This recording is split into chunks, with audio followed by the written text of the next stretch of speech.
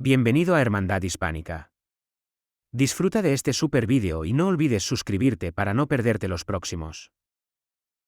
La Unión Europea (UE) es una comunidad política democrática y de derecho, constituida en régimen sui generis de organización internacional / supranacional fundada para propiciar y acoger la integración y gobernanza en común de los Estados y las naciones de Europa.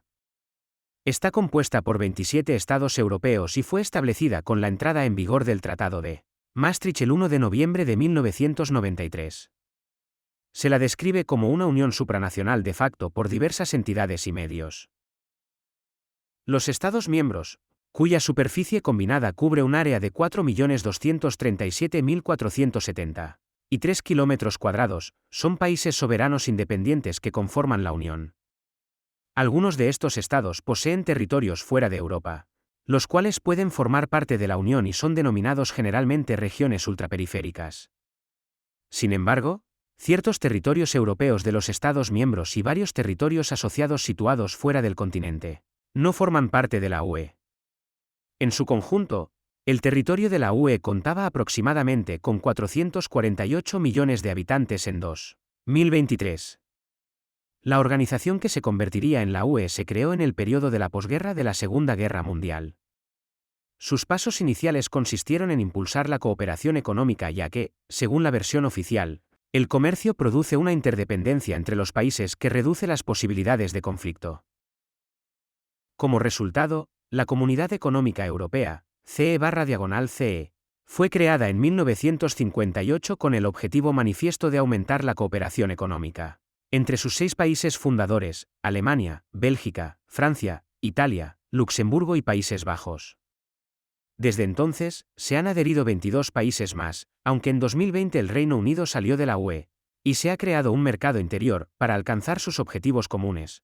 Los Estados de la Unión le atribuyen a esta determinadas competencias, ejerciendo una soberanía en común o compartida que se despliega a través de los cauces comunitarios.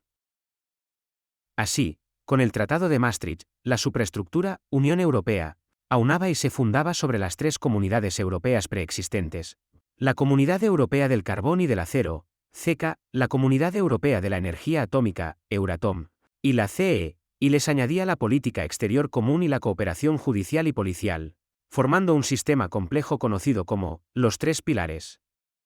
Sin embargo, con la entrada en vigor el 1 de diciembre de 2009 del Tratado de Lisboa, la Unión Europea sucedió, por completo aunque con ciertas particularidades, a las comunidades europeas y asumió con ello su personalidad jurídica única como sujeto de derecho internacional.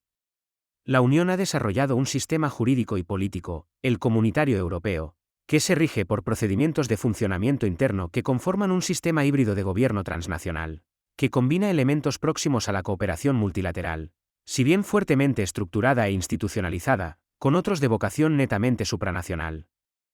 Todo esto desemboca en una comunidad de derecho, cuya naturaleza jurídica y política es discutida, si bien sus elementos fundacionales y su evolución histórica apuntan a una forma de gobernanza supranacional, con una inspiración histórico-política de vocación federal, en el sentido de un federalismo internacional nuevo, no de un Estado federal clásico, que se detecta en ámbitos como la ciudadanía europea. La UE se rige por un sistema interno en régimen de democracia representativa enmarcado en sus 7 instituciones. El Consejo Europeo, que ejerce funciones de orientación política general y de representación exterior, y nombra a los jefes de las altas instituciones constitucionales. El Parlamento Europeo y el Consejo de la Unión Europea, que ejercen la potestad legislativa en igualdad de condiciones. La Comisión Europea, que aplica el derecho de la Unión, supervisa su cumplimiento y ejecuta sus políticas. El Tribunal de Justicia, que ejerce las labores jurisdiccionales supremas en el sistema jurídico comunitario. El Tribunal de Cuentas, que supervisa y controla el buen funcionamiento y la adecuada administración de las finanzas y de los fondos comunitarios. Y el Banco Central Europeo, que dirige y aplica la política monetaria única de la eurozona. Sin un relato europeo claro y pese la evolución institucional que supuso el Tratado de Lisboa, la UE ha tenido dificultades para enfrentar las numerosas crisis que se han presentado desde la entrada en vigor de dicho documento: la gran recesión, la crisis del euro, la deuda soberana de Grecia, los conflictos con Rusia por sus relaciones con Ucrania, el número sin precedentes de refugiados provenientes de Ucrania, Asia y África, la confusión causada por la salida del Reino Unido, la guerra comercial y la pandemia de COVID-19. Esta situación ha conducido al desarrollo de un proceso de reforma institucional y readaptación de las políticas comunitarias, que ha tomado fuerza desde finales de los años 2010, en el que el gobierno Scholz de Alemania se ha comprometido con la evolución de la UE hacia un Estado federal europeo. Tras el final de la Segunda Guerra Mundial, Europa se encontraba sumida en la devastación. Alemania estaba destrozada, en términos de pérdidas de vidas humanas y daños materiales. Si bien Francia y Reino Unido resultaron oficialmente vencedoras frente a la Alemania nazi en el conflicto, ambos países sufrieron importantes pérdidas, aunque menores que las de Alemania, que afectaron gravemente a sus economías y su prestigio a nivel mundial. La declaración de guerra de Francia y Reino Unido a Alemania tuvo lugar en septiembre de 1939. Una vez finalizado el conflicto en Europa el 8 de mayo de 1945, el régimen alemán fue responsabilizado por el inicio de la guerra, ya que su política expansionista le había llevado a ocupar y en algunos casos anexar territorios de otros países del continente.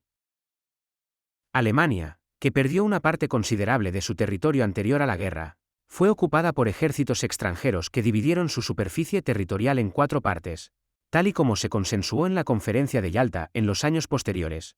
Los resentimientos y la desconfianza entre las naciones europeas dificultaban una reconciliación. En este contexto, el ministro francés de Asuntos Exteriores Robert Schuman defendió decididamente la creación de Alemania Occidental, resultado de la unión de las 3 zonas de ocupación controladas por las democracias occidentales, dejando de lado la zona de ocupación soviética. Schuman, de origen germano-luxemburgués, había poseído las 3 nacionalidades, francesa, alemana, luxemburguesa, durante diferentes etapas de su vida. Eventualmente este hecho pudo haberle hecho comprender la complejidad de los conflictos europeos y desarrollar pronto un interés por la unificación europea. En 1946, Winston Churchill dio un discurso en la Universidad de Zúrich, considerado por varios autores como el primer paso hacia la integración durante la posguerra. Aunque, generalmente se considera que el verdadero primer paso se dio el 9 de mayo de 1950, 5 años después de la capitulación del régimen nazi, cuando Schuman lanzó un llamamiento a Alemania Occidental y a los países europeos que lo deseasen para que sometieran bajo una única autoridad común el manejo de sus respectivas producciones de acero y carbón. Este discurso, conocido como Declaración Schuman, fue acogido de manera dispar dentro de los gobiernos europeos y marcó el inicio de la construcción europea, al ser la primera propuesta oficial concreta de integración en Europa. La declaración marcó el inicio de la integración de los Estados europeos como un movimiento en contraposición a la anterior tendencia nacionalista y las tensas rivalidades que ocasionó entre los Estados de Europa.